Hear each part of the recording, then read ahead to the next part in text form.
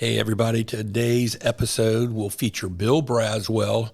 He's county commissioner, and we are going to dissect the Florida constitutional amendment proposal for property taxes and homestead exemption. We also talk a little bit about how your property tax bill is created, what portion is what, kind of a deep dive into how government is funded on the local level. So I hope you'll enjoy it. Stick around. It's a good hour. Thank you. Hey, welcome back, everyone, to Todd's podcast. We have a very timely episode today. Our guest is County Commissioner Bill Braswell. He's been on before, and Bill is retired from the United States Air Force. He had 22 years of service, active and reserve duty, correct? Mm-hmm. And, part of Bill's platform when he was running for county commission is he wanted to make veteran issues and veteran services a priority. Right. He's also a blueberry farmer, dirt farmer, whatever kind of farmer he wants to be, and he can be. I don't know if you've ever been a tobacco farmer, but not yet. Not yet. I hear it's making a comeback. Is it? Yeah. Okay, but he's been a county commissioner since 2016. Yep. I did serve 2 years with Bill. He is now in his third term of his third or fourth career. He's also been the chairman of the county commission 2-3 times. Two. You'll be third coming up, I'm assuming. Maybe. Again, veteran issues and water quality and water conservation have been a priority for Commissioner Braswell. And prior to his election to the Board of County Commissioners, Bill served on the Polk County Planning Commission for 3 years, which I think gave him an interesting perspective on land use cases and growth management. Bill was born in Bartow. He resides in Auburndale right now. He's got a wife, Kathy. They have one son and 3 granddaughters. He enjoys flying and travel. He has a bachelor's degree in agronomy from the University of Florida. Congratulations. Where he was also a semi-productive member of the Alpha Gamma Rho fraternity. I think that was non-productive. Non-productive. I said semi, so there's a little fudge there. You look like you've lost a little weight. You look like a skinny Santa Claus, like without that old bag hanging around. Exercise. Yeah, that old bag's not hanging around. That's you, right. so that you always look better. That's like right. that. And Bill was also previously on episode 13 of our podcast when we first got going. And if you have not listened to that, I hope that you will. He gave some very interesting perspectives of 9/11 and where he was when the World Trade Centers went down. He had a front row seat as he was flying into New York at that particular time. And he talked about leaving New York and some of the perils that they went through to get back to Florida where they started. So today, welcome, Bill. I appreciate you coming in. It was last night about 6 o'clock when I started texting you. Glad to be here, but maybe not with these circumstances. Well, I understand. We'll try and have a little bit of fun maybe towards the end. But I contacted you late last night and said, hey, would you come on because of what's going on with property taxes and the proposed amendment to the Florida Constitution that was just unanimously placed on, maybe not unanimously, more or less. Yeah. All the Republicans probably said yes, about putting it on the ballot in November, and it's going to have to deal with property taxes and the changes. So we're going to talk a lot about that. There's also been lots of conversation about housing affordability right now. I hear it a lot. Many are external forces. Some are the cost of building materials, land costs, labor costs, development costs, insurance costs, and property tax. And property tax is probably one of the few things that you can actually touch and have something to deal with. So we're going to start talking about that and get your perspective on that, and then we'll go into the constitutional amendment if you're okay with that kind of flow of the show. So how are property taxes calculated? People complain, hey, my taxes are going up. These SOBs are raising my taxes. Well, it's not quite as simple as that, as it never is. Well, it's the same system Florida's had for over 100 years. It's based on the value of your property. And there's a millage, which is a percentage of a penny per whatever. Right.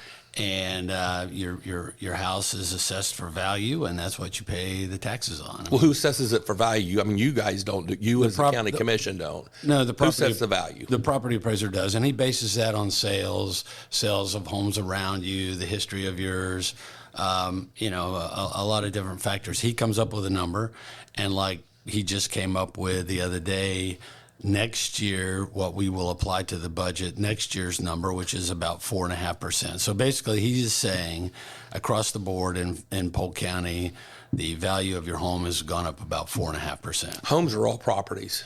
It's all property. All properties. Yeah. Of which homes are a component of it, commercial land and all that. Yeah, and it's interesting, of the $475 million of property tax that the county collects, about $150 million of it is homesteaded property. Okay. Everything else is commercial or rental or whatever, second homes.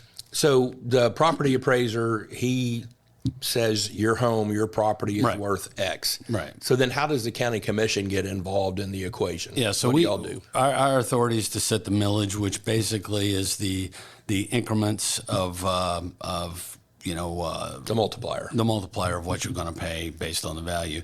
There's an exemption if you're, you get a homestead, it's $50,000. Widow exemptions. You get other exemptions. Service. Is there a service? Yeah, there is. And actually, I believe 100% disabled veterans pay no property tax. Right. But I mean, it's a complicated deal. It's not cut and dry. It's not real simple. The property appraiser comes up with this. We then basically look at what he gives us. We look at the needs of the county, and we set a budget based on that. And and then once you have your budget, then do you back into the millage rate? Is that no? Well, yes and no, but essentially. We know that if home values go up 4% and the millage stays the same, the income from the citizens is going to be 4% higher. So we have a tax revenue. Yeah, we have a good idea of what's coming. So then we can look and go, well, we need this, we need that, and it's the same old thing. The county doesn't get anything for free. Our expenses go up, our wages go up, our fuel costs go up. So we base everything on all those factors, and then we come up with a budget. The problem that most people have with it is they have seen their taxes increase every year, and we have actually lowered the millage rate. Right. 3 out of the last 6 years, I think.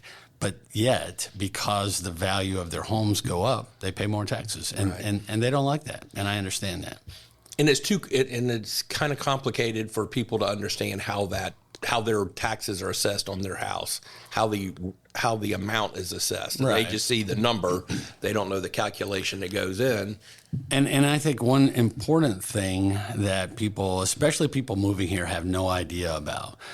For instance, on my house right now, I have a Save Our Homes deferred value for my home. And what that means is when you buy your home, and if it's got a homestead exemption on it, you lock into the value can't be increased more than 3% a year. Right. And then when you sell that, it's going to be assessed for what it really is worth. But isn't there a cap of what it can go up to?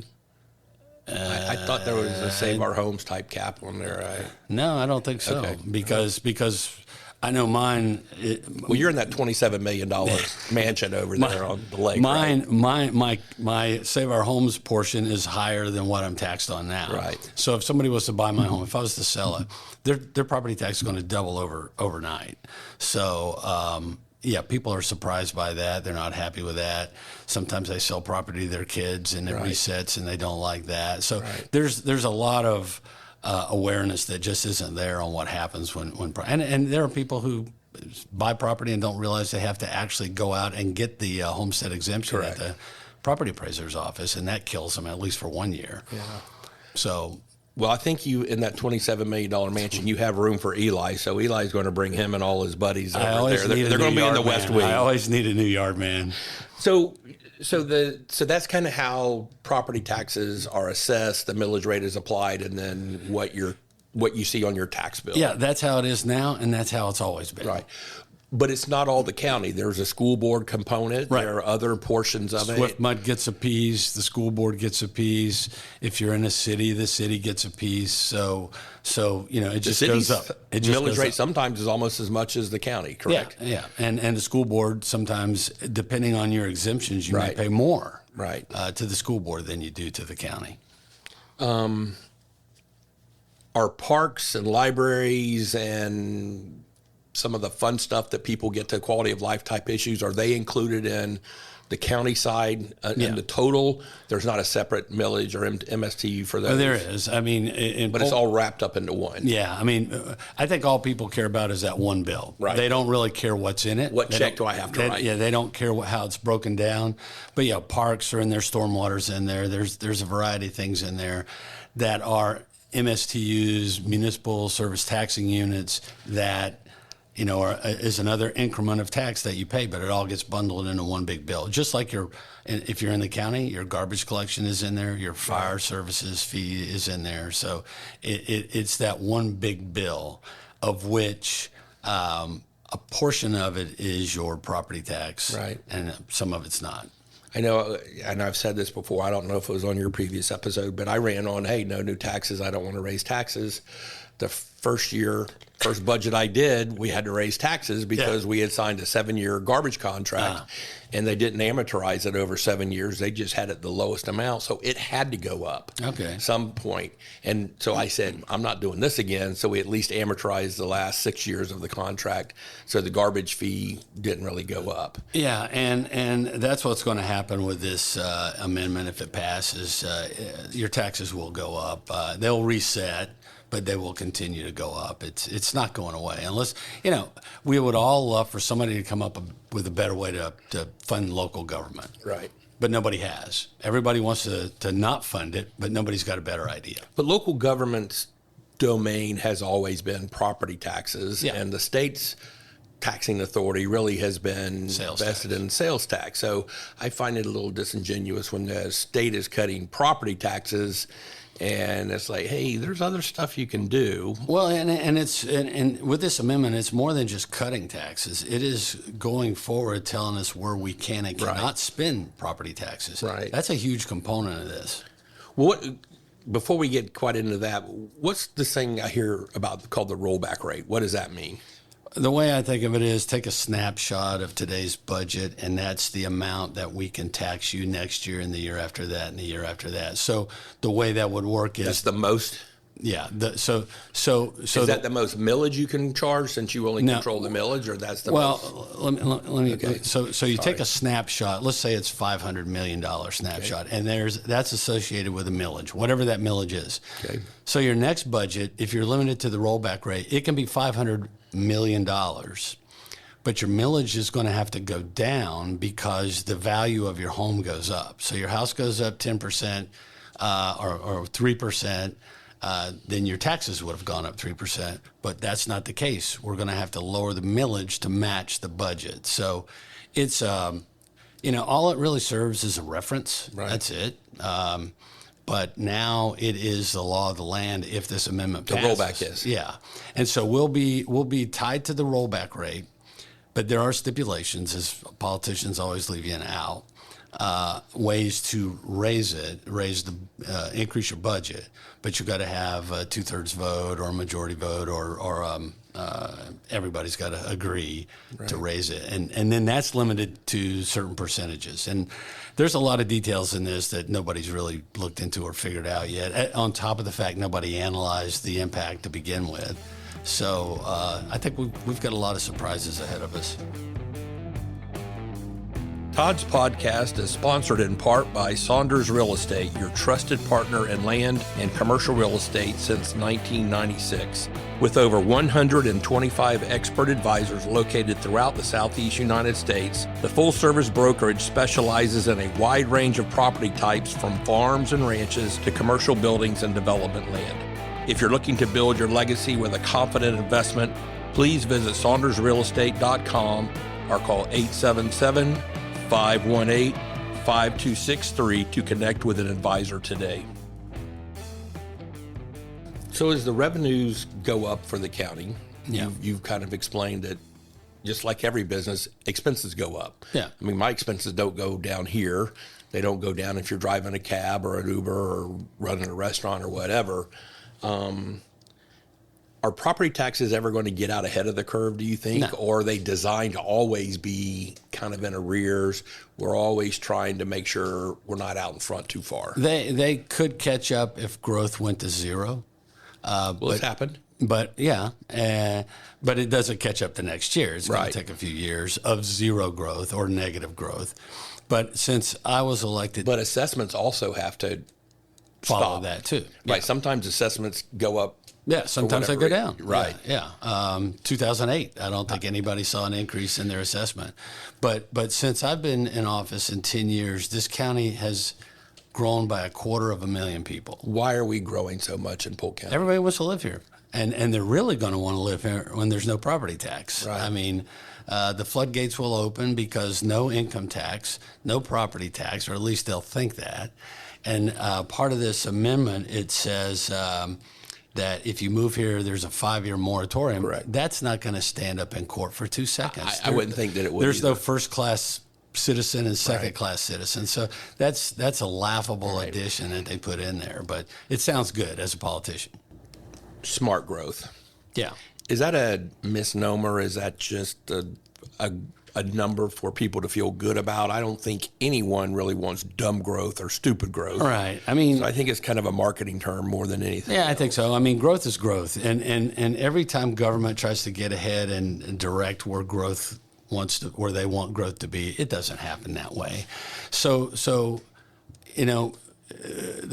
again, people will move here because the climate, the jobs, whatever, they want to move here, and or the cost of living. I mean, we're getting ready to do this property tax cut, and the cost of living here is cheaper than a lot of places. Right. But Florida has gotten expensive. I agree. But smart growth is just kind of like you said, a marketing pitch, a sales pitch. I don't know how you would campaign do that. pitch. Yeah. As much as anything. Yeah. I disagree with you a little bit. I think local government can control where growth goes. They do it by infrastructure, where they invest their infrastructure. And I know y'all have struggled with that with some of the high growth areas. And hey, we don't have roads there. We're going to just, Well, that can be done if you have enough money to do it. Right. And generally, you're going to have to raise some taxes somewhere to be able to fund. Ernie Caldwell is a good example of what you're talking about. Yeah. Nice big 4-lane divided highway was built. You're welcome. Through the middle of a bunch of pastures. And now there's, I don't know how many homes out there, and they're coming fast and furious. It was directed, but it didn't stop growth on the other side of 27, on the north side. It opened up new areas of growth. Yeah, and it just, it's the same old, it's a catch-22. You can get ahead of it and build these nice roads, but you're just accelerating the growth because it's going to come there and somewhere else. Do you ever foresee Polk County doing a moratorium? No, because in my opinion, you're just putting off the inevitable. I know. I think Lake County just did a moratorium on data centers, which I find hilarious, because the moratorium runs out the week after the election in November. Of course, it does, which is really good timing. And it doesn't change anything. They're not changing the comprehensive plan or the land development code. They're not changing anything. Right. They're just saying, look the other way for 6 months, and then we'll, go do whatever we want to do. I mean, I think a lot of people don't think there is foresight in the planning. And I think a lot of people don't think elected officials pay attention to staff. Sometimes you do, sometimes you don't. Yeah. Sometimes I did, sometimes I didn't. Sometimes you disagree. Yeah. But that's kind of staff's job, is to project growth and how we're going to do that. And there really is a lot of thought that goes into it that you don't always see in an hour-long county commission or city commission meeting that some people may go to, or it may be on TV. Yeah, and there's a huge amount, things like water and sewer, I mean, that's all thought out in advance. Roads, like you're talking about, other infrastructure. And then, then the staff is bound by the comprehensive plan and the land development code. And if it fits in those categories, their hands are tied in that they need to say yes. Otherwise, why do we have this in writing? Right. But then we, as a commission and the planning commission, can say, well, we disagree and we're not going to approve, or we are going to approve. And as a county commissioner, we have approved things that the staff recommended denial, and we've done the opposite. And, and for us, you kind of get that side eye from staff when you do that a little bit. Well, I mean, I know it's frustrating to them, but it is what it is. Right. And their job is to apply the comp plan and the land development code. Our job is to see, is this really compatible with the neighborhood, or is this compatible with that area? And anymore, and another thing that we do that is a touchy subject. We look at roads and drainage and flooding and all these things, which that's the staff's job. And a lot of people don't understand the order that things are approved in. That's part of the real confusion, because if you're a developer, you're going to get your entitlements on the land before you start doing anything. Right. And then comes all this, all the studies, and people don't get that. And I entitlements are one thing, permits are another. Yeah. And you got to have one before you can do the other. And it's not in the order that people understand, and it frustrates them. Do you see a way of the elected bodies, not just counties, but cities, controlling or influencing growth based on density, either increasing or decreasing density? I always kind of wish we had capped some of our density at 3 per acre instead of 4 per acre. Now we see them 5. I mean, just on single family homes. Well, I mean, we are trying to do that right now. Right. We are trying to rewrite our comprehensive plan, because you and I both grew up here. We grew up here in a time when nobody wanted to come here. Right. I mean, so hey, anybody move to Polk County, because we weren't Polk County, we were Polk County. Now they want to come and all meet Eli. Yeah, who is the most eligible bachelor in all of Polk County. Maybe that's the reason. I don't know. It's all Eli, but they all want to come here now. Right. And so our comp plan was written at a time when that was the attitude: come one, come all. Right. We get ready to rewrite it, and guess what? The legislature, in their wisdom, says, nope, you can't rewrite it. You can't restrict anything. You can't really change the density. You can't change the setbacks. You can't change anything, because that's not right, because a hurricane came through 2 years ago. Right. That's their logic. So, yeah. I think that the state's challenge is trying to pass something for 67 counties. I agree. And what is good for Miami-Dade, Monroe, Miami-Dade doesn't necessarily work here, doesn't necessarily work in Putnam or the Panhandle, and what they need up there is different than here. And we're such a big state, such a long state. We have an incredible state. I think they have a very hard job, but a lot of stuff that they do seems to, hey, we got a problem in Miami, we got to fix that, but we can't fix it there because we have to fix it in the whole state. But it's not a problem in the whole state. Right. And so these onerous rules and regulations come down on everybody when they really only need to help a certain geography or... Yeah, I mean, I totally agree. I mean, it happens every session. You know, we go up there and say, do no harm. Just leave us alone. You know, we can manage Polk County without you. But that's never the case. They don't think you can. No. And you know, I mean, what some county commissioner does in Miami-Dade has nothing to do with what we do in Polk County. But just like you said, if they change one, and it doesn't have to be that way. There are laws in the state of Florida that pertain specifically to specific counties, but I would think of it, they take the easy way out. An issue that I'm thinking of are these they were banning plastic straws a few years ago. Someone said, well, they just want to get rid of them in South Florida. I said, no one up here is getting rid of plastic straws. I'd rather drink out of a plastic straw than a paper one. I can't stand the way those paper And ones it's like, feel. why are we solving a South Florida problem at the peril of the entire state? And peril may be the wrong word for a plastic versus paper straw, but everyone's having to fall in like plastic bags. You know, I know there are a lot of businesses that transcend county lines. And hey, if it's just a problem here, why are you making us change in the Panhandle when we don't have that problem? Well, on top of the fact, there are counties that want that. The people in the county want that. You go over to either coast, you're going to find more money spent on arts and those sort of things. That's why you have local elections. Because there's artsy people over there and that sort of stuff. You don't find that so much in Hardy County, right, or Polk County, but you will in these other ones. They voted these people in because they have the same ideas, right. But you know, the legislature just won't leave it alone. Yeah. I'm not going to give you my whole opinion on that, but yeah. Okay. So thanks for the property tax 101 crash course. But I mean, it's interesting and it's important for people to kind of understand that a lot of decisions are not made flippantly. No. Some are. I can assure you some are made flippantly because they have a political ideology they want to do. Hey guys, this is Zach Drum, manager at the Chevrolet Center in Winter Haven, Florida. Hope you enjoyed the podcast with Todd and Eli. Great community leaders here in Central Florida. If you like more of what you heard, please like and subscribe. I want to pivot over to the proposed amendment that the state legislature, I think they just agreed to put it on the ballot earlier this week. Tuesday.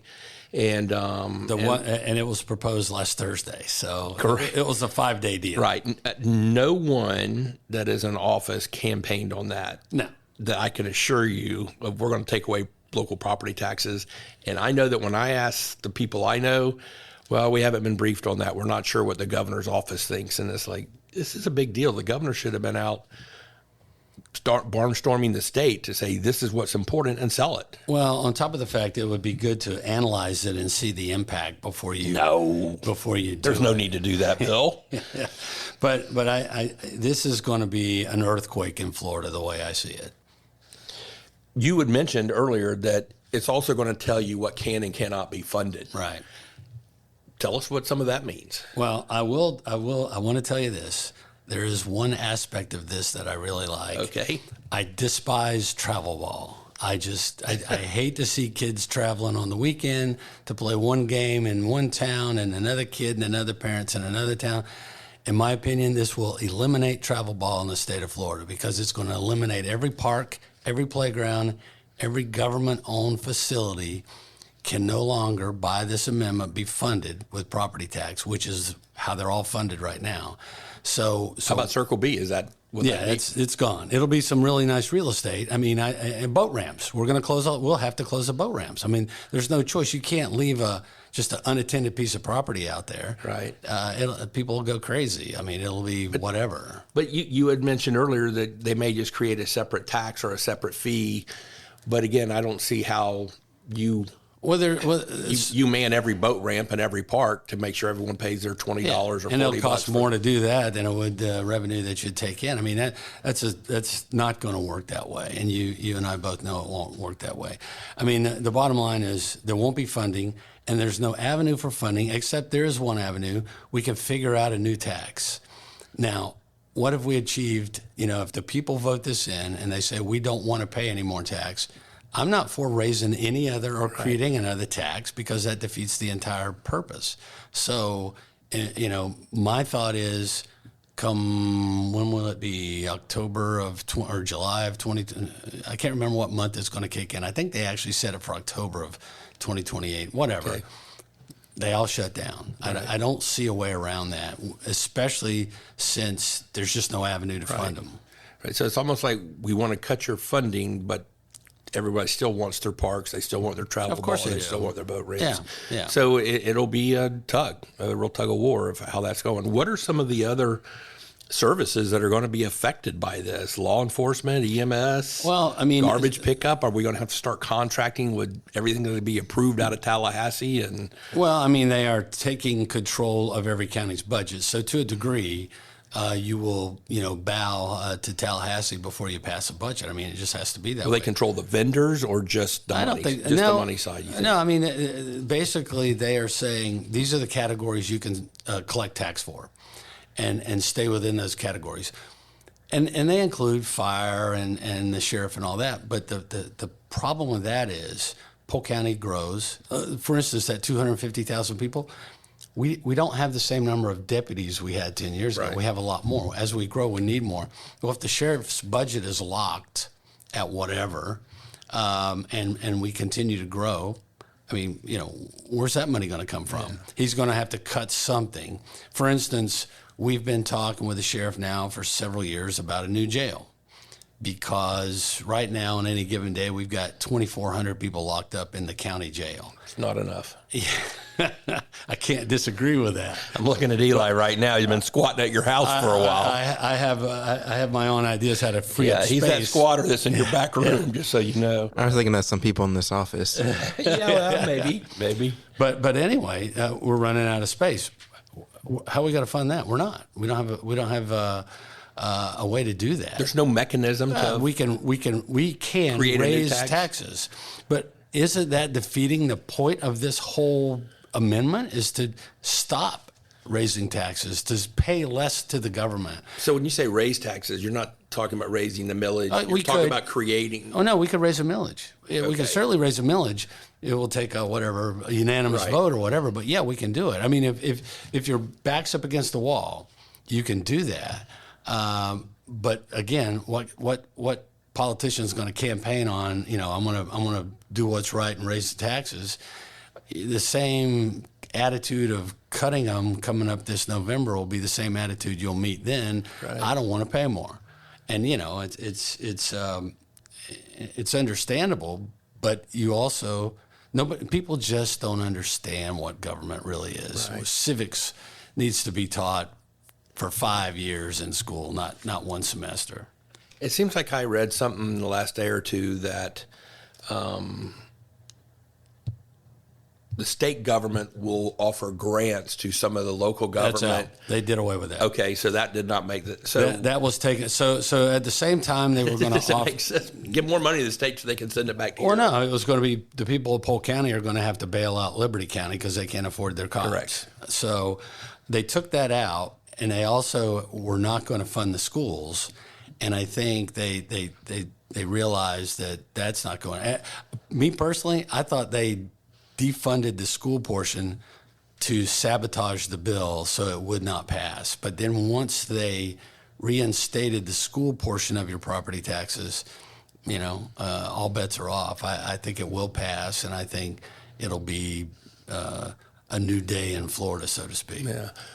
I mean, you had mentioned, we have a shortage of deputies and all that. Right. I know that when I was there, and that's been 8 years, in talking to the sheriff, it's $100,000 to bring a new deputy online, a new patrol deputy, right? With the car Sure. and all the equipment, and hire them for the first year in their training.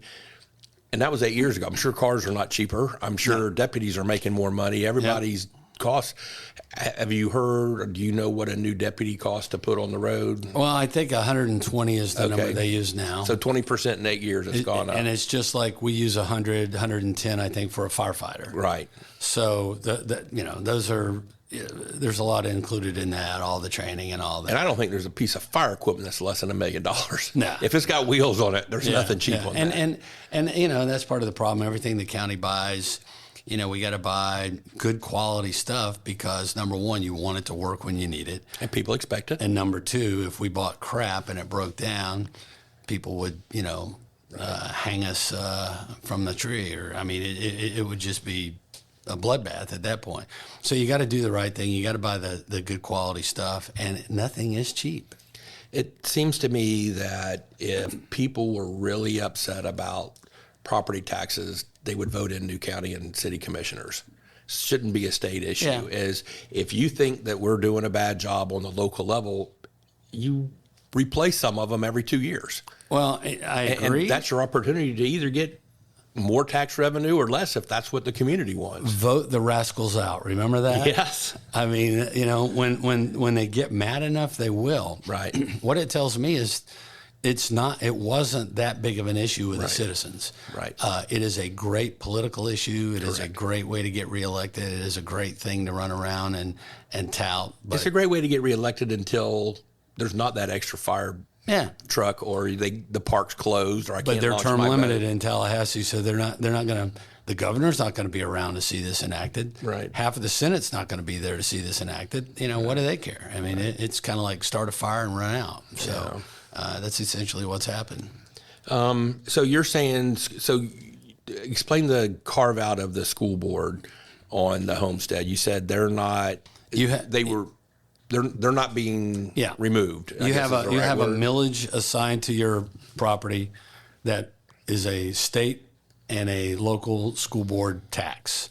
Those taxes are going to remain. So I don't think I've given you the example, but the example that I have memorized is if you live out in the county right now and you're paying, you have a $250,000 assessed value on your home.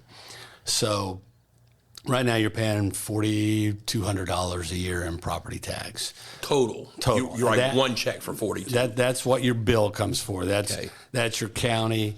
That's your school board. That's your Swift Mud. That's your parks. That's your environmental lands. That's libraries. Yeah, that's everything. On top of the fact, that's your garbage and your fire fee. So that's, tax tag and title. That's the deal right there. When this passes, the school board portion will remain. And so basically what you're going to see is about a 60% reduction in your bill, because the garbage, the fire, it's going to be there, and the school board's going to be there. So a lot of people think they're going to see no tax bill, and they're in for a rude awakening, because only 60%, and actually not even 60, it's more like 52% of it goes away. So, they're going to see a lower bill, but like I said, they're going to see fewer services. And it's also going to affect cities, municipal government just as well. Do you think it's going to hit incorporated cities, incorporated municipalities harder than it will in the counties, or you think counties are going to be hit a little harder? This is what I've noticed about the assessed values.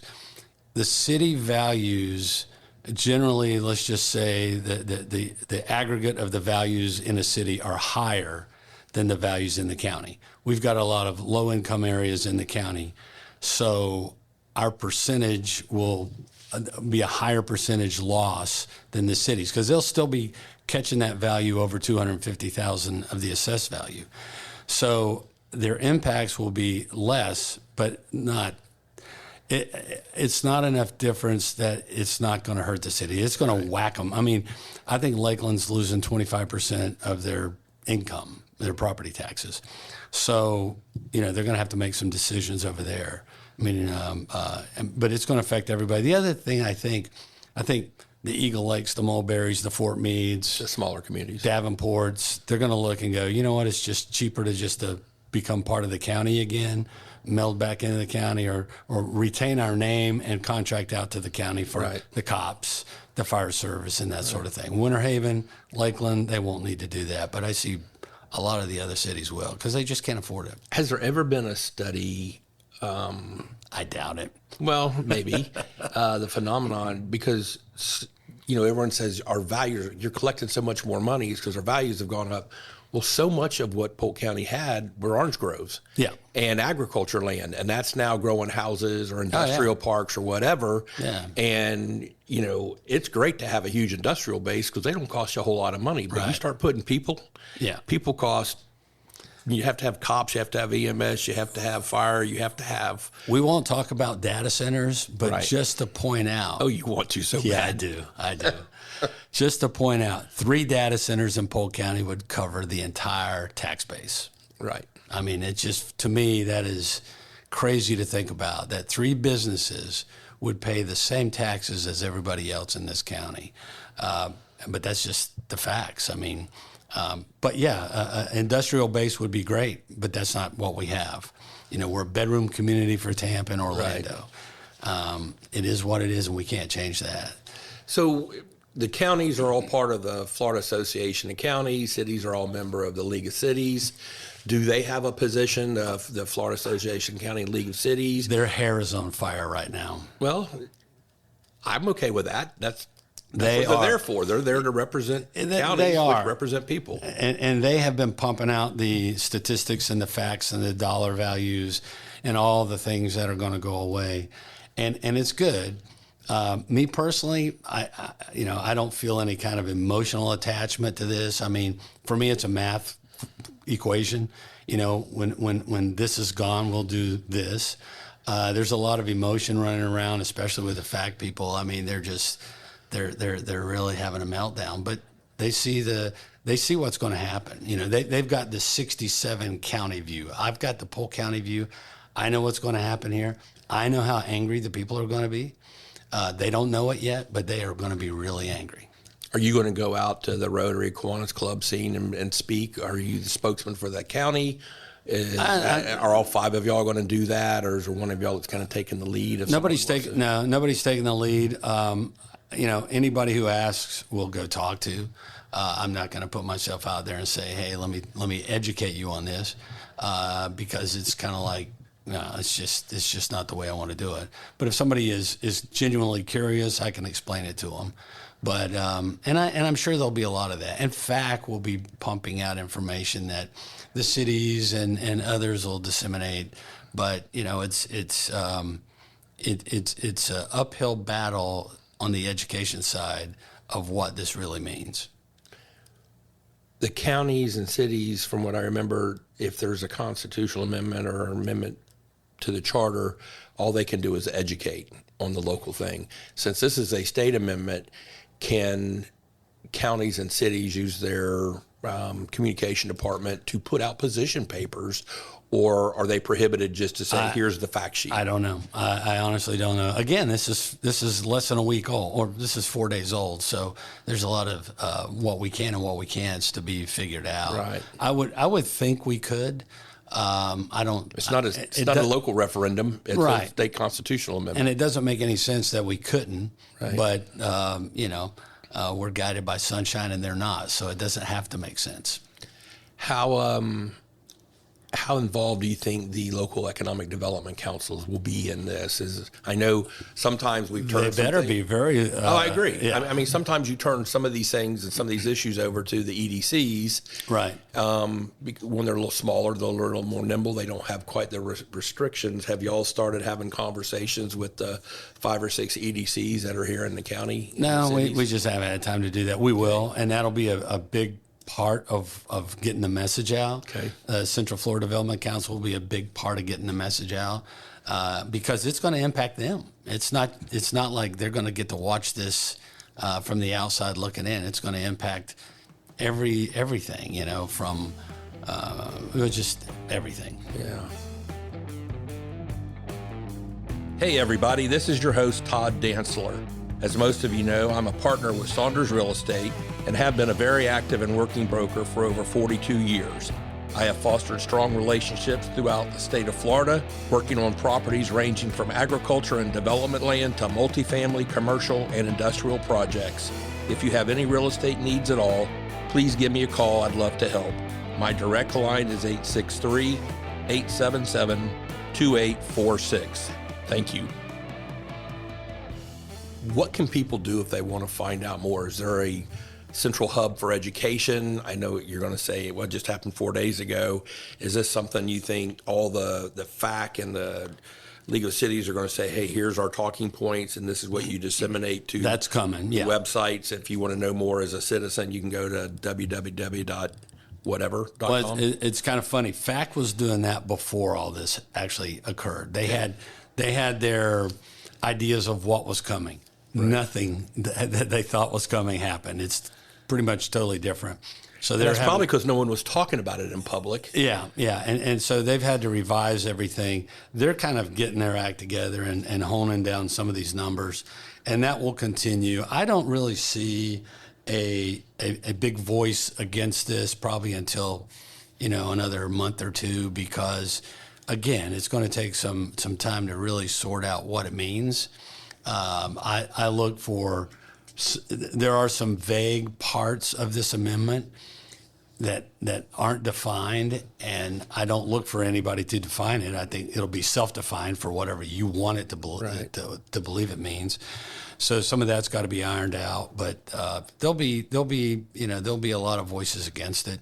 But the part of the problem is it's just like so many government issues. And we get accused of this all the time. You did it behind closed doors. What are you talking about? We had 3 public meetings. It's on TV. You can watch it anytime you want. You could have watched it live. Right. And you could have come down and participated. Yeah. And it's like, oh, this was all done behind closed doors. No, it wasn't. But they're not aware of how to get the news, how to find out what's going on. Right now, the county website is it's got... People are always talking about, your budget, it's all shrouded in secret. It's 600 pages on our website right now. Every dollar is accounted for. When I was in office, there was a young man that was a bagger at Publix. And every time I would come in, and he would say, hey, Commissioner, once he figured out who I was, hey, Commissioner Dancer, how's it going down to Bartos? It's fine. And I'm not going to say his name. And he's probably vice president now. No, he's not. I'm sure he's not. And he said, just so you know, we're watching you. We got our eyes on you. He said, what are you watching? and he didn't know how to respond. It's like, what are you watching for? And it's like, I didn't know there'd be a follow-up here. And it's like, everything, like you said, there's 600 pages. It's on TV. You've got access to everybody. And I think that is an easy thing for a lot of people to say, because it is such a complicated issue, is, that's an easy retort for them to do. Sure. It requires thinking, and Right. people don't want to think about things. They want you to tell them what they want to hear. That's generally the way life works. But if you want to see some good stuff, I don't know what's happened in the last 6 months, but our meetings have gotten bizarre. Good. Yeah, because I had plenty of them while I was down there. It has. You got dog people? Huh? You got dog people? The cat people have been coming. Cat people? They've been coming every meeting for a while. But now we're starting to just get people from outer space. It reminds me back during COVID when we had the guy that would come wearing the tin hat. Oh, really? But we had a guy last week talking about... And that was the county manager back then. Yeah, but I mean, it has gotten just so bizarre, and I'm sure it's the polarization of politics is what it is right now. But it makes me question who's going to be in office or who wants to put up with this crap, because, it's like I looked this up the other day. We are almost 1 million people in Polk County, and we're the second lowest county commissioners pay in the state. Well, that was because of the charter that was passed. Yeah. And so that the unintended consequences of that was only people who don't need a job will be a county commissioner, which means or who have a spouse. Realtors. It's realtors, not nobody. Come on, get it right. Land sale people. People that have some skin in that game. And the average Joe is locked out. He's not going to quit that job to take a real job in government because it's not real. But you have to have people who are used to making decisions, and big decisions, because big decisions are made. I had people saying, "Are you crazy?" I said, "Man, if we don't have people like me doing it, and not that I was anything special, right? But unless you have people who have made decisions, who have signed the bottom right of a paycheck instead of endorsed it on the back, you're not used to making consequential decisions. And some of the decisions you can make with your eyes closed. Right. But some of them, take a lot of study and a lot of insight and a lot of foresight. Yeah, you're absolutely right. I mean, you've got to be able to be a decision maker because have the courage. Some of them are hard to make. Oh, some of them I dread. You walk in that room and it's like, I know what I'm going to do. I've heard all this talk. I know exactly where my position is. And it's not popular. And I can tell you right now, if there's somebody unpopular on the county commission, you're looking at him right here. I am ground zero for a lot of it, but I believe what I believe. Yeah. And I really don't care about the popularity or lack thereof. You said that, and it brought me back to the Crystal Beach Road property. Yeah. That was the one decision I felt like I crapped out on. I didn't vote what my conviction was. It wouldn't have mattered. I know, but I mean, that's the only one that I think I kind of sold out for, and I voted with the property owners. Right. It was a bad decision because what the developer wanted to do really was a good thing. But you came in, I've already made up my mind, and I'm going, oh my gosh, this isn't going to end well.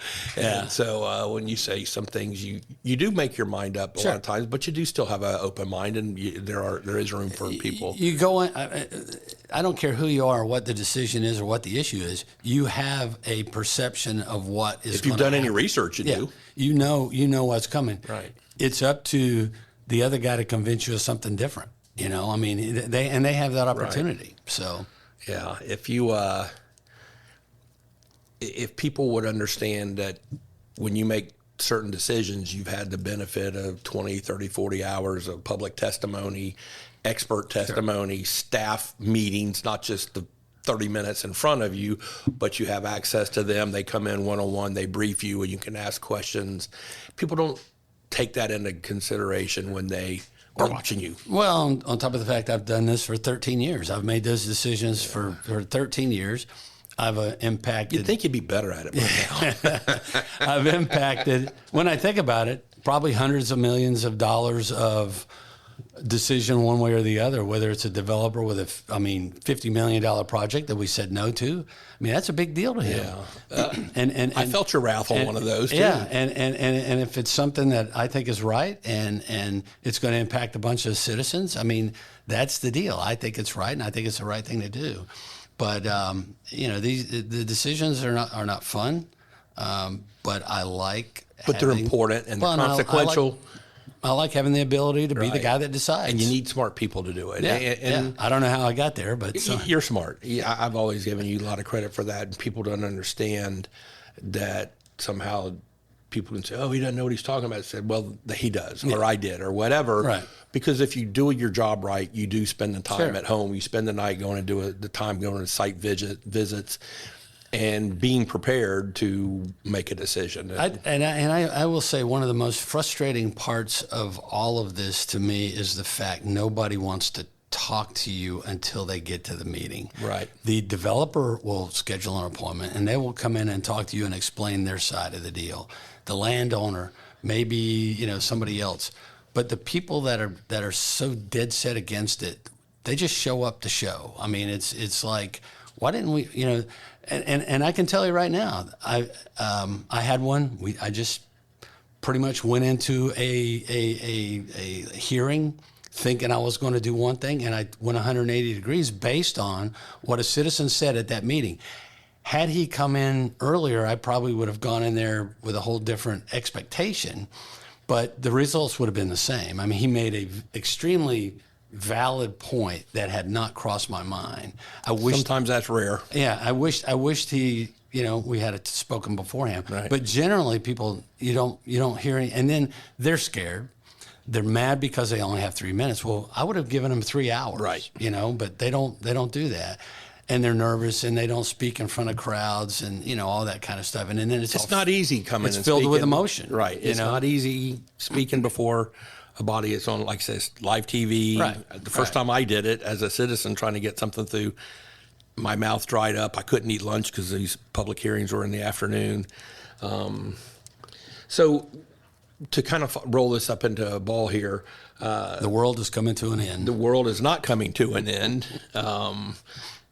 I mean, it really isn't. No. Business may be done differently, but it will be done differently if this thing passes. We will see changes, but yeah, you're right. I mean, This isn't the end of Florida or Polk County or even close to it. This is just a shift in the way we do business and the expectations from government. I mean, your expectations are going to change dramatically. Right. And that's just the way it is. So to amend the Florida Constitution, it takes a 60% vote in favor of doing this. And kind of a high number, but I think it should at least be that because it is fundamental changes. And when we were talking, this is not a state law. This is the Constitution that they're talking about doing. Can't undo it. The next Congress or the next legislature can't change Correct. it. The next county commission can't change it. It's virtually impossible. So back in 2002, Amendment 10 was the pregnant pig amendment. And that was no pregnant pig may be confined in a way so that it cannot turn around with certain exceptions. Okay. And that had 54% of the people in Florida that voted for it. Right. I think some people flip, this is funny, I'm going to vote for this. I'm not worried about pigs. I don't know what the consequences of that would have been, but kind of like when bacon would cost more. Could be kind of like when FSU elected a guy to be their homecoming queen back when I was in college and you were in college. It didn't really affect anything, but some people thought it was funny to do that, and then the consequences hit.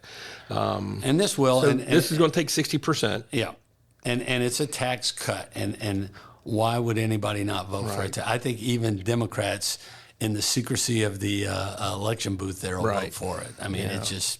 Everybody wants to, and again, things are expensive. I mean, we're all strapped anymore. I expect it to pass, but once it passes, you can't undo it. Yeah. Is there anything else you want to talk about on these couple of issues? I know you had a lot of notes, and my notes were all pretty much math, and I do want to talk about one thing, and that is. The way this will be portrayed is this is a small number out of the county's budget, which it's a small number of the total budget, but it is all of what the county commission has discretion on. Right. I mean, we have a general fund that's $700 and something million. Property tax brings in about 500 of those million, and of the homestead, that's 150 of it. But you know, when you have the sheriff, that's $300 million. When you have the constitutionals, that's $50 million. There's so many parts of that. The constitutionals get that much money? Yeah. Jeff Tedder, I think, is up to like 27 million. Yeah. But anyway, all these. We're in the wrong business, Eli. Getting the driver's license business. Property appraiser business. Yeah. But supervisor election business. Yeah. But all those numbers, they can't be changed. I mean, you know, they're locked in. And then, you know, there's people, another one, $12 million we spend every year on inmate health care, which it's not health care, it's emergency rooms, it's emergency visits. That comes out of the county's budget. That's not out of the sheriff's budget. Simple things like building maintenance in Polk County is $27 million. You know, EMS, which isn't really part of the fire fee, that's a $50 million subsidy out of the general fund. So when you start adding all those numbers up, and none of those can change because we're not going to cut ambulances. We're not going to cut cops. We're not going to do any of that. You have to add them because we have more people. We will, coming. yeah. And those vehicles aren't cheap. Yeah, and so all that takes up what people think is the discretionary portion, and it's not. It's all locked into silos. Well, I've enjoyed. If there's anything else, you got some notes. I'm happy to give any state elected officials that are in favor of this constitution, if they want to come in and explain it. This is a point of view from a county commissioner who's got a lot of local government experience and understanding. But if there's someone else that wants to come in and talk about it, I'm happy to talk and get that perspective because, I think we need to hear their perspective. I agree. Because I would love to understand the reasoning behind this. Right. It just doesn't make sense, but it is what it is. It is what it is.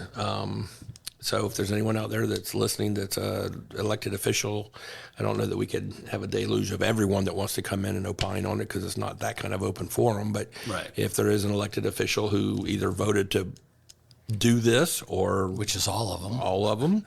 And maybe you can get the governor. Maybe he can explain it. I would love to have him. So thank you for coming in. One of the things I've tried to do on the podcast is have a little more music. Eli doesn't give me any money to buy music. Okay. What's your favorite music? What kind of music do you like listening to? Anymore, it's kind of like the cool jazz, smooth jazz stuff. I can hear your arteries hardening right now, Bill. That blood is really slowing down in your veins. You know, the rock and roll stuff is long gone for me, and I never was a country music guy. I never was country music. And you know, I just car music is what I call it. But to be honest, I rarely listen to music. All I listen to when I'm your driving favorite podcast? Is podcast. Oh man, I've got so many. I like Kim Commando is probably my favorite. I listen to. She's got 3 different ones. I listen to all 3 of them. I am 68 years old, so I like to listen to Dr. Stephen Gundry. I don't know him. He explains things in terms I can understand. So that's what I listen to. And then unfortunately it will go away. But I'm a big user of the library and Hoopla. Do you think they will really go away, or will they just have to rely on other funding? They are an MSTU. MSTUs can't be used for libraries, so they're gone. Couldn't they be brought back into the regular budget if elected officials? But where? I mean, do we not buy an ambulance because we're going to? No, you said you could raise millage rate. I mean, but it gets back to what I said. The library people are very well organized and they're very vocal. Yeah, but it gets back to what I said. If this passes, the people are saying we are tired of paying more. Right. So if we increase taxes so they have to pay more, it doesn't jive. It doesn't add up. I hope that the people who are making the case against this don't come out and just try and do scare tactics. I hope it's like, hey, if this happens, this is what's going to happen to the library. This is what's going to happen, and this is the way to get it back. And just present the facts and try, like we talked earlier, is take this emotion out of it. Right. It's all about numbers. the problem is these numbers affect people. Yeah. And they will be emotional about it. And when you subtract the 150 from 150, you got zero. Yeah. And so you can't do anything with zero. But what I was going to say is Hoopla is an app that is provided free access to through the library cooperative. And just about any book that you've ever wanted to listen to is available on Hoopla for free. So if you've got one of those, what is that Amazon service that you can not Kindle, He likes the brains of the operation around here. It's not Kindle? No. Books on tape kind of service, ebook. It doesn't matter. But instead of paying a subscription for it, If we can figure it out, we'll cut it in. yeah. You may have a girl's voice when we cut it in, but it was this. But anyway, it's a great way to get free books and listen to them while you're driving around. And again, it's from the library cooperative. So one thing that people don't even know exists. Right. So it's a shame. Well, I would like to thank you for coming on. Thanks for having me. And I would like to encourage you to continue to listen to Todd's podcast. This actually is our 76th episode. Wow. We just celebrated 75 with the current episode, which is Dan Chesnicka from the Community Theater and Winter Haven Little Theater. And you've been very gracious being on a few times and a couple of aliases, but I do enjoy having you on. And the check will clear this time, the right? check will clear. Okay. I've got, you don't want another coffee mug with my dog on it. So we'll have to figure out some other phony baloney gift we can give you. And I think we have some strawberries or blueberries in the fridge that were for our afternoon fun time today. Okay. You're welcome to stick around. We've got some warm water and hot strawberries and sounds and fun. Hot watermelon Sounds for you. Fun. But thank you for your service, not necessarily not only in the military, but also as elected official, because it's not easy. No. It does pull you away from your family. Luckily, you've been able to find some of that balance, and I always enjoyed riding in the parades with you because Kami came along, and she was the entertainment extraordinaire. How old is she now? 12. 12. It's crazy. Does she still enjoy singing? No, not so much. She's a little embarrassed about it. And the 5-year-old Taylor, she'll put on. She's taking over. Yeah, all right, good. Yeah. Well, thank you for all that. Thanks for being a friend. I appreciate it. I enjoyed serving with you. And if you have any suggestions or any critiques, feel free to give us a call. And if you are an elected official and you want to come on and talk about some of this, we'd love to give another side of the equation on this. So, Bill, thanks for coming in. Eli, thank you very much once again. Again, this is our 76th, and you've been on the board for 73 of them. That's right. I think you were indisposed for 3 of them, and Michael filled in admirably for you. So thank you all very much, and we will talk to you soon. Thank you for listening to Todd's podcast. This has been your host, Todd Dantzler.